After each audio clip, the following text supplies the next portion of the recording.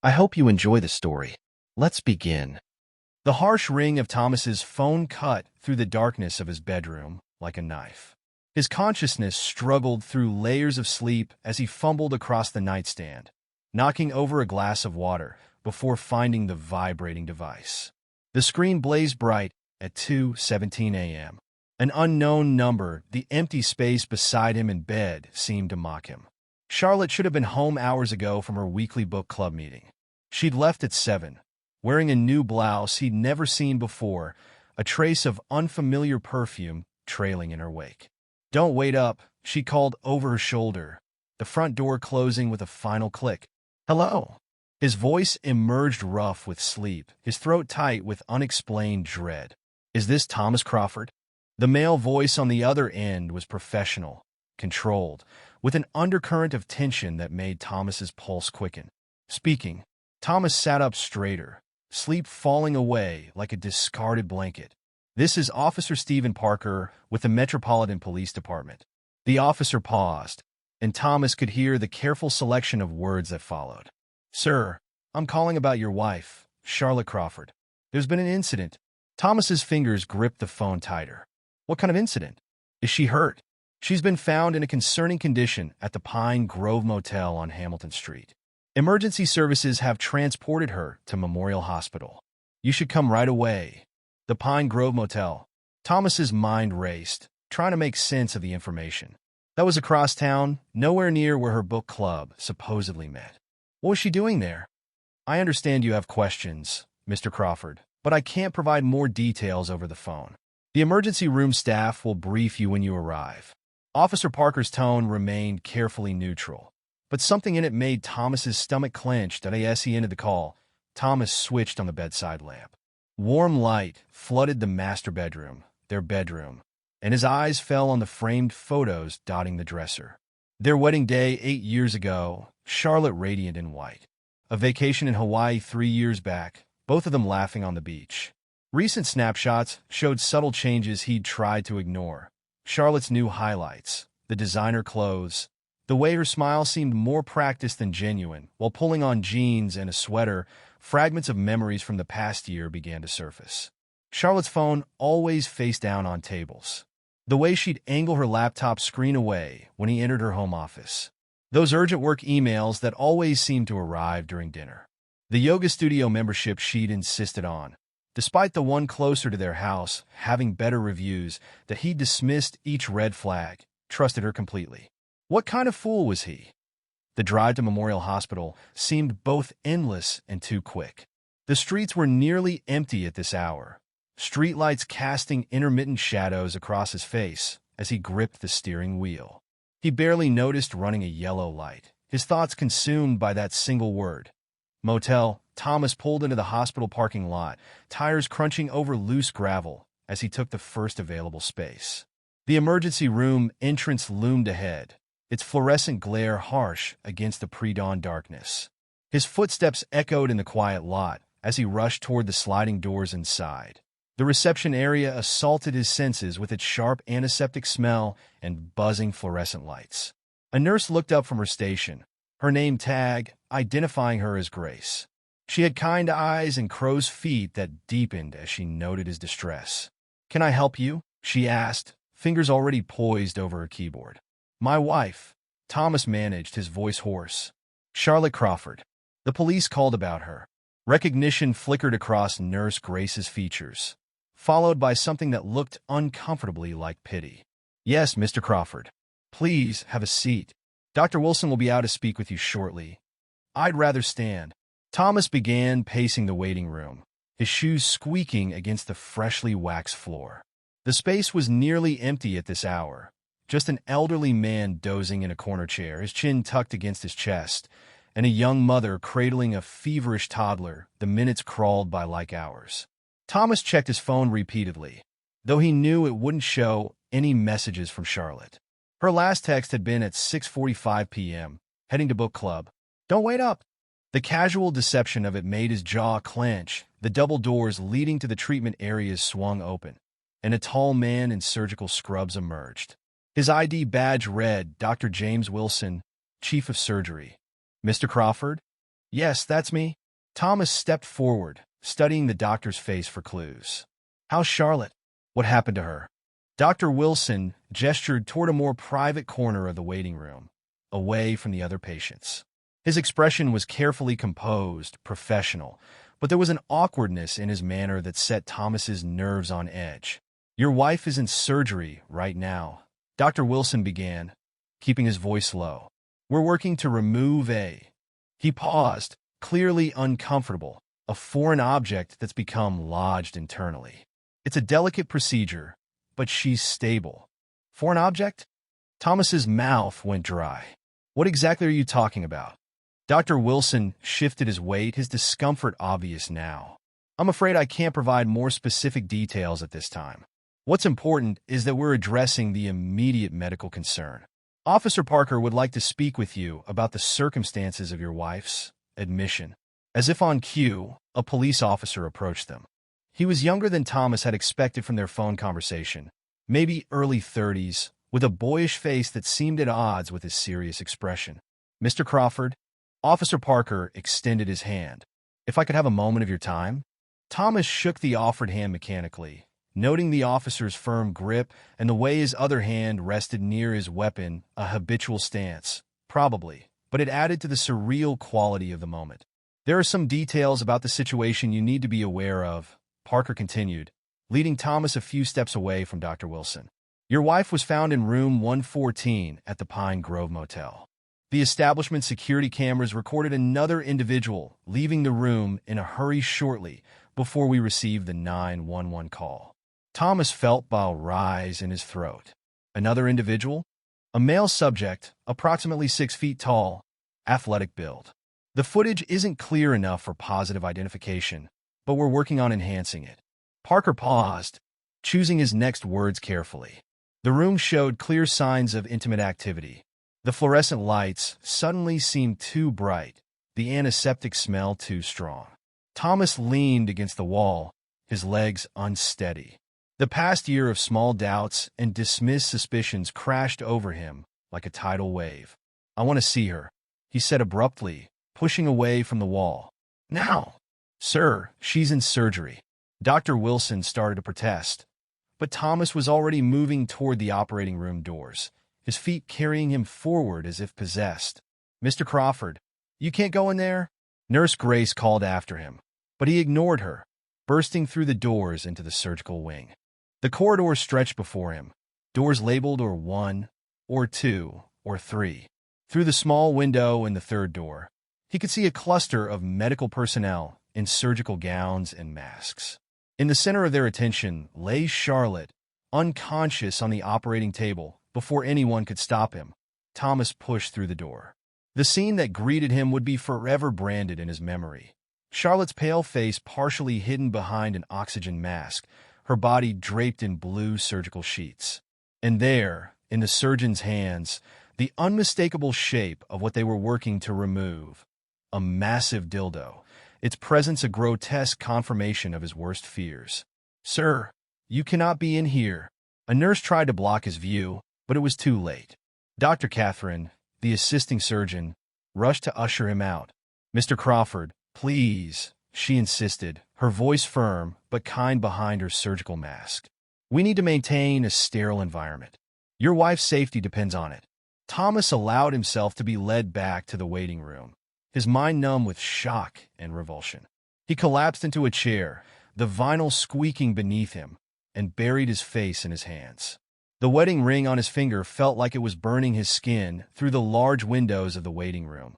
He could see the first hints of dawn breaking over the city. The night sky was shifting from black to deep blue, stars fading as morning approached.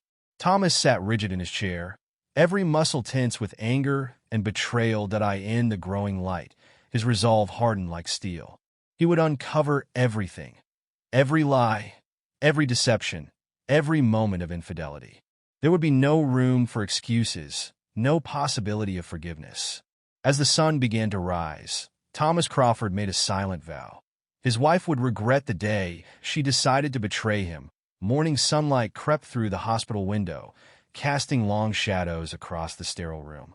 Thomas sat in an uncomfortable vinyl chair, watching Charlotte's unconscious form on the bed. The rhythmic beeping of monitors provided a steady backdrop to his churning thoughts. His wedding ring felt heavy on his finger, a weight that seemed to mock 8 years of trust and devotion. The surgery had ended 2 hours ago. Dr. Wilson had assured him it was successful, though his carefully neutral tone couldn't hide the awkwardness of the situation. Now Thomas waited, his mind replaying every suspicious moment from the past year through the lens of his new knowledge that a slight change in Charlotte's breathing pattern drew his attention. Her eyelids fluttered, fingers twitching against the white hospital sheets. Thomas leaned forward, his expression hardening as he prepared for the confrontation he'd been rehearsing in his mind. Charlotte's eyes opened slowly, confusion clouding their blue depths as she took in her surroundings. The moment she registered Thomas's presence, fear flashed across her features, quickly followed by shame. "Thomas?" Her voice was raw, barely above a whisper. The oxygen monitor on her finger trembled as she reached toward him. What happened? That's what I'd like to know." Thomas's voice could have frozen the summer air coming through the window. "Why don't you tell me about your evening at book club?" Charlotte's fingers clutched at the thin hospital blanket, knuckles white against the pale fabric. "I don't want everything's fuzzy. Let me help clear things up for you." Thomas leaned forward, his gaze drilling into hers. "Room 114. Pine Grove Motel. Ring any bells?" The color drained from Charlotte's face. A tear slid down her cheek as the memories visibly crashed over her. "Thomas, please. Who is he?" The question hung between them like an executioner's blade. The steady beep of the heart monitor increased its pace, betraying Charlotte's rising panic. "His name is Andrew," she finally whispered, each word seeming to physically pain her. Her fingers worried at the edge of the blanket, unable to meet Thomas's gaze. "I met him at Radiance Yoga Studio 6 months ago." 6 months? Thomas's voice was deadly quiet. 6 months of lying to my face. 6 months of betraying everything we built together. It wasn't supposed to happen. Charlotte's words tumbled out in a desperate rush. Her hands fluttered like trapped birds as she tried to explain. "We were just friends at first. He was my instructor, and we'd talk after class. He understood things about me, about what I wanted. Spare me the romantic details of your seduction." Thomas cut her off, disgust evident in every word. "I want his full name. Now." "Andrew Mitchell." Charlotte wiped at her tears with shaking hands, smearing her mascara further. "He teaches the advanced classes." "Thomas, what happened? What you saw?" "He pushed me to try things. When it went wrong, he left me there, alone." "Of course he did." Thomas stood abruptly, his chair scraping against the linoleum floor. The sound made Charlotte flinch. "That's what happens when you let someone use you like a cheap toy. That's not fair." Charlotte's voice rose with desperation, cracking on the last word. "I made a mistake, yes, but a mistake." Thomas's laugh was hollow, echoing off the sterile walls. "A mistake is forgetting to pick up milk. A mistake is missing a deadline. What you did was make a choice. Every time you lied about where you were going, every time you met him, every time you let him touch you, those were choices, Charlotte. Deliberate, conscious choices to destroy our marriage." A nurse appeared in the doorway, drawn by their raised voices. "Is everything all right in here?" "Fine," Thomas snapped, not taking his eyes off Charlotte. "Just having a conversation with my wife about her extracurricular activities." The nurse hesitated, looking between them before reluctantly withdrawing. Her footsteps echoed down the hallway, leaving them alone with the weight of their crumbling marriage. Thomas pulled out his phone, holding it up like evidence in a trial. "Where's your phone, Charlotte?" Her eyes widened, panic replacing the tears. "What?" "Your phone. The one you're always guarding like it contains state secrets. The one you never leave unattended. Where is it?" I think the police have it." Charlotte's voice was small, defeated. "They took my belongings when the ambulance brought me in." Thomas was already striding toward the door, his purpose clear. In the hallway, he found Officer Parker talking with a nurse at the station. The young officer straightened as Thomas approached, clearly reading the intent in his expression. "I need my wife's phone," Thomas said without preamble. "It's evidence of her affair with Andrew Mitchell." Parker's eyebrows rose at the name. She identified him? Yes. He's an instructor at Radiance Yoga. I want to see every message, every photo, every piece of evidence of their relationship. Mr. Crawford. Parker's tone was professional but cautious.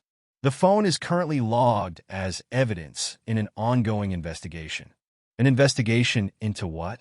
A consensual affair gone wrong? Thomas's voice was sharp. Or are you actually going to charge him with abandoning her there? Parker studied him for a long moment before nodding slightly. Follow me? They walked in tense silence to a small office where evidence was being processed. Parker retrieved a clear plastic bag containing Charlotte's belongings. Her purse, clothing, and the phone with its cracked screen. The passcode? Thomas demanded, taking the phone. 0824. Charlotte's weak voice came from the doorway. She stood there in her hospital gown, clutching in 4-pole for support. Her face was pale, dark circles under her eyes, making her look ghostly in the fluorescent lighting. It's your birthday. The irony of her using his birthday as her passcode while betraying him made Thomas's jaw clench so hard he could hear his teeth grind. He entered the numbers, and the phone unlocked to reveal a messaging app open to a conversation with Am. What he found made bile rise in his throat.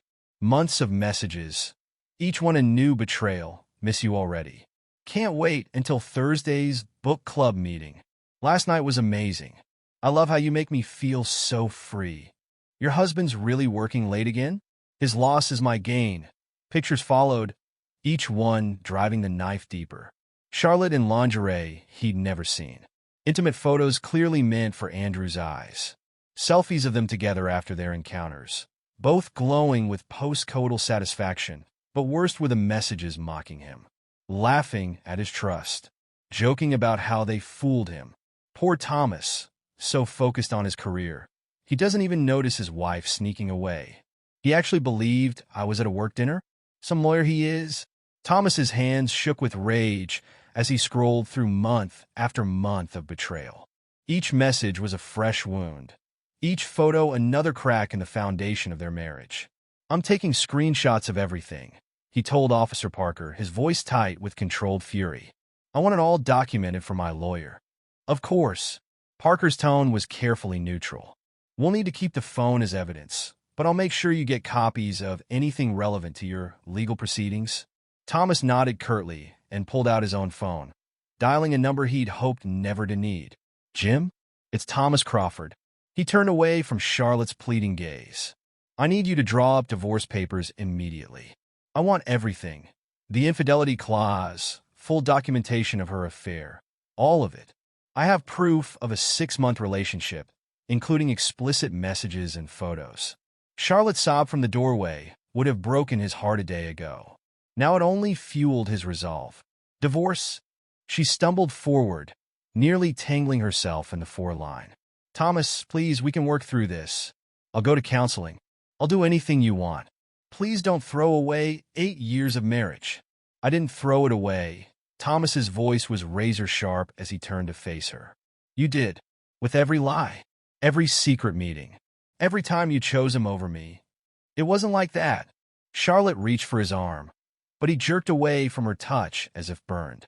What Andrew and I had, it wasn't real. It was just physical. You're my husband. I love you. Love. Thomas spat the word like poison. Is that what you call it? Letting another man touch you? Laughing with him about deceiving me? Sharing intimate details of our marriage with a stranger? I'm sorry, Charlotte sobbed, her legs trembling beneath her hospital gown. I'm so sorry. Please, Thomas, give me another chance. We can fix this. We can go to marriage counseling, start over. Start over? Thomas's laugh was bitter. And what will we build it on, Charlotte? More lies? More deception? The foundation of our marriage is gone. You destroyed it, piece by piece. Every time you met him in that motel room, it was a mistake, she pleaded, tears streaming down her face. The biggest mistake of my life. I'll never see him again, I promise. I'll quit yoga, change my number, anything you want. What I want. Thomas stepped closer, his voice dropping to a dangerous whisper. What I want is my wife back. The woman I trusted completely. The woman I would have died for. But she's gone, isn't she? If she ever existed at all. Charlotte swayed on her feet, the color draining from her face. A nurse rushed forward to steady her, shooting Thomas a disapproving look. "She needs to rest," the nurse said firmly. "This conversation can wait." "No, it can't." Thomas straightened his jacket, his expression cold. "Because there is no more conversation to have. All communication goes through my lawyer from now on." He turned to Officer Parker. "I trust you'll get my wife's statement about her encounter with Mr. Mitchell?" Parker nodded, professional mask firmly in place. "We'll be conducting a full investigation into the incident." "Good." Thomas's voice was clipped. "Send any relevant documentation to my lawyer's office. Jim Davidson at Davidson and Associates. He'll be handling everything from here on out." "Thomas, please." Charlotte's voice was barely a whisper now. "Don't leave like this. Don't let it end this way." He paused in the doorway, not turning to look at her. "You ended it, Charlotte. Every time you walked into that motel room. Every time you lied to my face. Every time you let him touch you. This is just making it official." The sound of her collapsed behind him, the nurses rushing to help, the monitors beeping in alarm. None of it made him turn back. The woman he'd loved was already gone, replaced by a stranger who had betrayed him in the worst possible way. There would be no forgiveness, no reconciliation, no second chances. As he stepped into the elevator, Charlotte's broken sobs echoed down the hallway. He let the doors close between them, as final as the death of their marriage. In the polished metal of the elevator walls, his reflection stared back at him. A man forever changed by betrayal, his trust shattered beyond repair. Morning sunlight streamed through the floor-to-ceiling windows of Davidson and Associates, casting long shadows across the mahogany conference table where Thomas sat reviewing the final divorce settlement. The thick stack of papers before him represented the death of his marriage, each page outlining the precise terms of its dissolution. Jim Davidson, his attorney, sat across from him, radiating satisfaction as he adjusted his wire-rimmed glasses. The morning light caught the silver in his temples, highlighting the experience etched in the lines around his eyes. He'd earned every one of those lines fighting battles like this. "I have to admit, Thomas," Jim began, his tone carrying a note of professional pride, "this is one of the cleanest victories I've seen in 20 years of divorce law. The infidelity clause in your prenup was ironclad, and the evidence we gathered was overwhelming." Thomas's fingers traced the edge of the settlement papers. "Break it down for me, Jim. I want to hear every detail." "Of course." Jim pulled out a summary sheet, his Mont Blanc pen tapping each point as he explained. "First, the house. It's yours free and clear. Charlotte's name has been removed from the deed. The same goes for both vehicles and all investment accounts." "What about her claim to my law firm shares?" "Denied completely." The judge was particularly unsympathetic given the circumstances. Jim shuffled through more papers. "She keeps only what she brought into the marriage, her personal effects, her pre-marriage savings, and her car. Everything acquired during the marriage goes to you, as per the prenup's infidelity clause." Thomas nodded, his expression remaining carefully neutral. "And the medical bills?" "Her responsibility entirely." The judge actually cited her reckless behavior as justification for not requiring you to contribute. Jim allowed himself a small smile. The hospital incident really worked in our favor. A knock at the door interrupted them. Patricia, Jim's longtime secretary, entered carrying a thick manila envelope. "The final divorce decree just arrived from Judge Henderson's office," she announced, placing it carefully on the table. "And Mr. Crawford, there's a detective here to see you about the Mitchell case." Thomas exchanged glances with Jim, who nodded. "Send him in, Patricia." Detective Marcus Reed entered, his weathered face bearing the tired expression of someone who'd seen too much of humanity's darker side. He carried a leather portfolio under one arm and declined the offered seat with a shake of his head. "Mr. Crawford, Mr. Davidson," he acknowledged them both. "I wanted to deliver this update in person. Andrew Mitchell accepted a plea deal this morning." Thomas's hands flattened against the table. "What are the terms?" 3 years with possibility of parole after 18 months, mandatory counseling, and registration as a sex offender. Reed pulled out some paperwork. "The DA pushed hard after we uncovered similar complaints from other students at the yoga studio." "Other complaints?" Thomas's voice carried a dangerous edge. Reed nodded grimly. 3 other women came forward after your wife's case went public, all with similar stories. Mitchell using his position as an instructor to initiate relationships, pushing boundaries, engaging in increasingly risky behavior. In the studio? Jim interjected, shuddered as of yesterday. Their insurance dropped them when the pattern of incidents came to light. Reed's expression hardened. Mitchell won't be teaching yoga to anyone for a very long time. Thomas absorbed this information, his jaw working silently.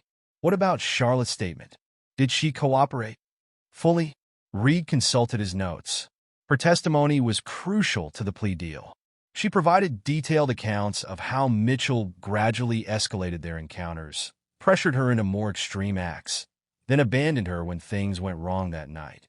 A muscle twitched in Thomas's cheek. Did she mention how willing she was?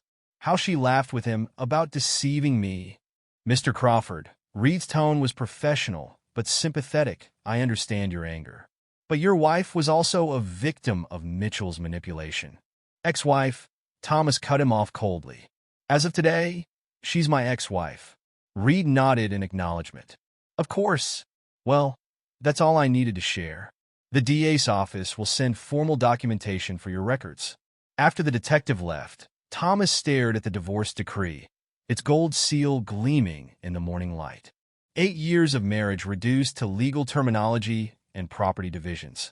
There's something else you should know, Jim said carefully. Charlotte's lawyer contacted me this morning. She's in serious financial difficulty. Thomas's expression didn't change. Explain. The medical bills alone are over $50,000. Then there's her legal fees, lost wages from the yoga studio closure. Jim spread his hands. She's facing bankruptcy. Not my concern. No, it's not, Jim agreed. But she's desperate. Her lawyer hinted she might try reaching out to you directly. She already has. Thomas pulled out his phone, displaying a screen full of missed calls and unread messages. Letters to my office. Emails. Voicemails. Have you responded to any of them? No. Thomas's voice was firm. And I won't. She made her choices, Jim. Now she can live with the consequences. The intercom buzzed, and Patricia's voice came through. Mr. Davidson, Ms. Crawford is here. She's quite insistent about speaking with Mr. Crawford. Thomas's expression darkened. Tell her the door burst open, and Charlotte rushed in. She looked nothing like the polished yoga instructor she'd been just weeks ago. Her designer clothes had been replaced by worn jeans and a simple sweater. Dark circles shadowed her eyes, and her carefully maintained highlights had grown out, showing mousy roots. Thomas, please, she began, her voice cracking.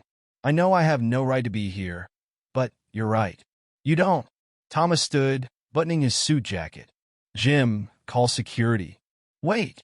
Charlotte moved further into the room, her hands clasped in supplication. I've lost everything. The studio fired me. No one will hire me to teach after what happened. I can't even make my rent. And how is any of that my problem? Thomas's voice could have frozen fire. Did you think about consequences when you were sneaking around with Mitchell? When you were laughing with him about deceiving me? I was wrong. Charlotte's eyes filled with tears. So terribly wrong. But Thomas, 8 years of marriage has to mean something. It meant something to me. Thomas cut her off. It meant everything to me, until I found out it was all a lie. Not all of it, Charlotte pleaded. What we had was real. I got lost somewhere along the way. Andrew was, don't say his name. Thomas's hand slammed down on the conference table, making Charlotte jump. Don't you dare try to explain or justify what you did. I'm not justifying it. Charlotte's voice rose with desperation.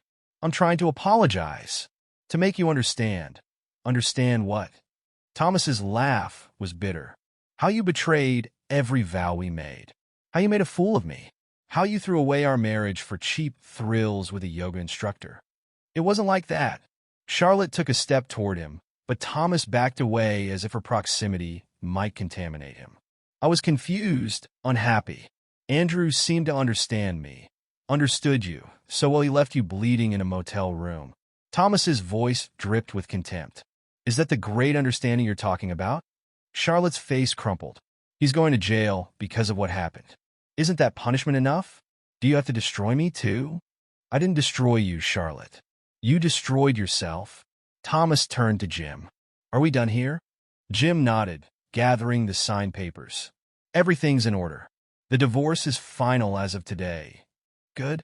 Thomas moved toward the door, pausing only when Charlotte called out one last time. I still love you, she whispered. Thomas didn't turn around. Love doesn't lie. Love doesn't betray. Love doesn't make a mockery of trust. What you feel isn't love, Charlotte. It's desperation, and it means nothing to me. The sound of her broken sob followed him into the hallway, but Thomas didn't look back.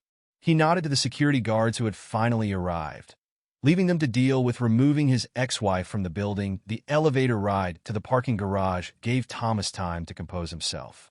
In the polished metal walls, he studied his reflection designer suit, fresh haircut, new watch.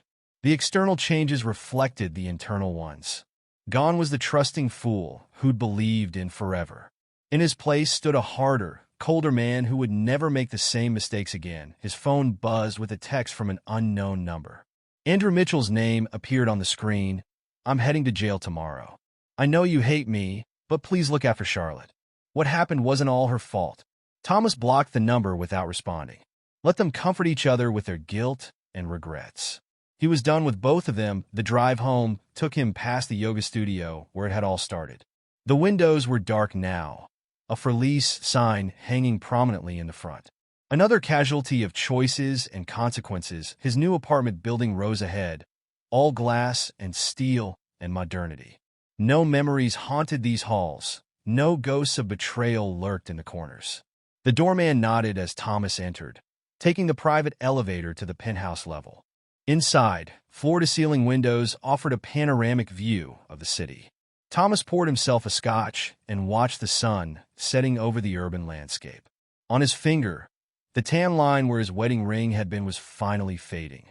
His phone buzzed again, an email from Jim. Final paperwork filed.